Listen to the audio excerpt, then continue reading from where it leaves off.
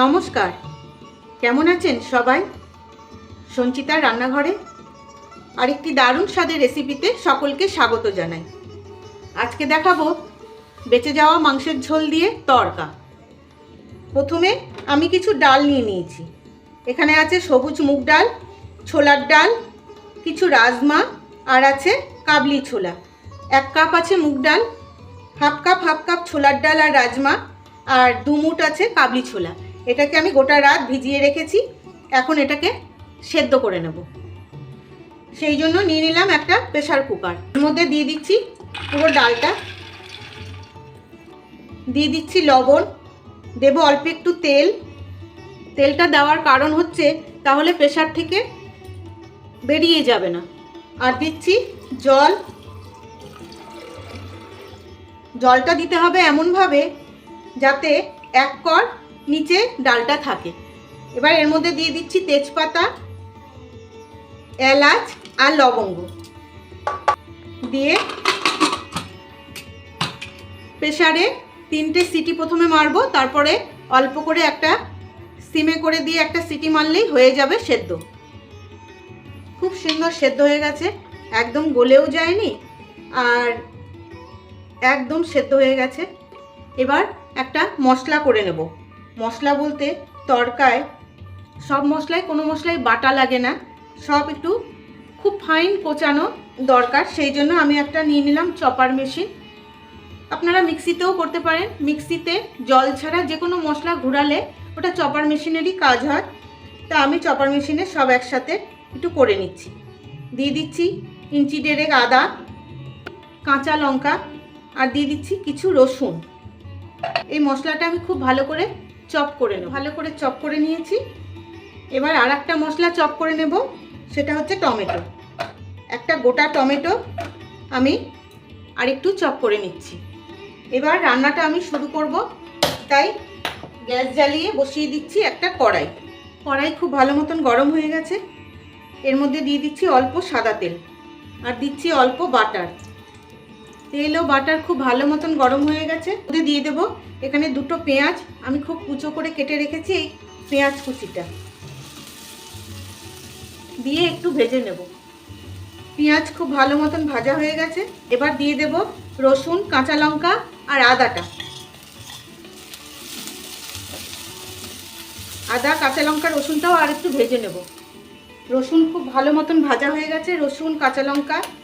এবার দিয়ে দিচ্ছি 2টো ডিম।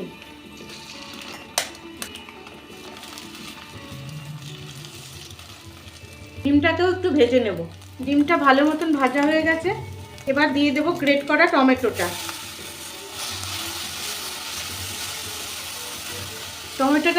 টমেটোটা দিয়ে আর একটু ভেজে নেব। টমেটোটা খুব ভালো মতন ভাজা হয়ে গেছে। এবার দিয়ে দেব বেঁচে যাওয়া মাংসের ঝোল।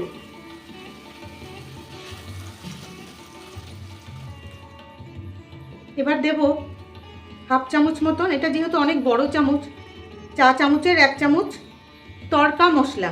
এবার ভালো করে একটু সব শুদ্ধ কষিয়ে নেব। সব শুদ্ধ খুব ভালো করে ভাজা হয়ে গেছে, একদম তেল ছেড়ে দিয়েছে। এবার দিয়ে দেব ডাল সেদ্ধটা।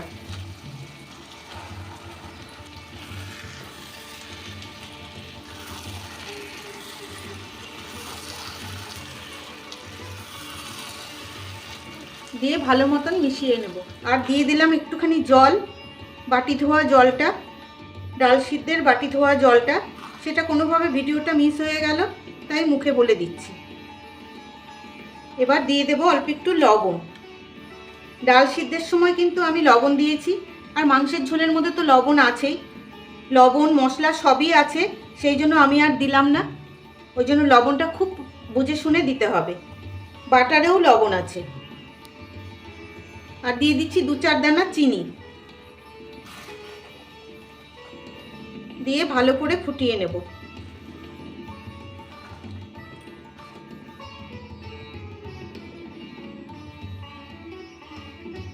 এবার দিয়ে দেব কিছুটা কাসুরি মেথি, আমি একটু গরম করে নিয়েছি মাইক্রো ওভেনে। আর দিয়ে দেব 1 মুঠ ধনে পাতা। এবার খুব ভালো করে মিশিয়ে নেব।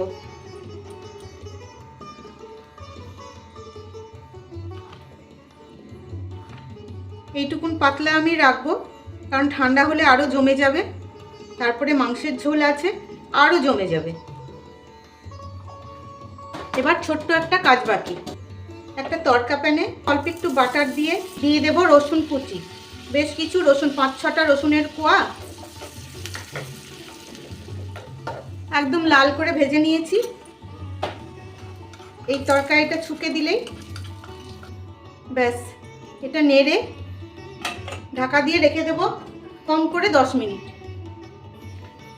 তৈরি হয়ে গেল বেঁচে যাওয়া মাংসের ঝোল দিয়ে তড়কা।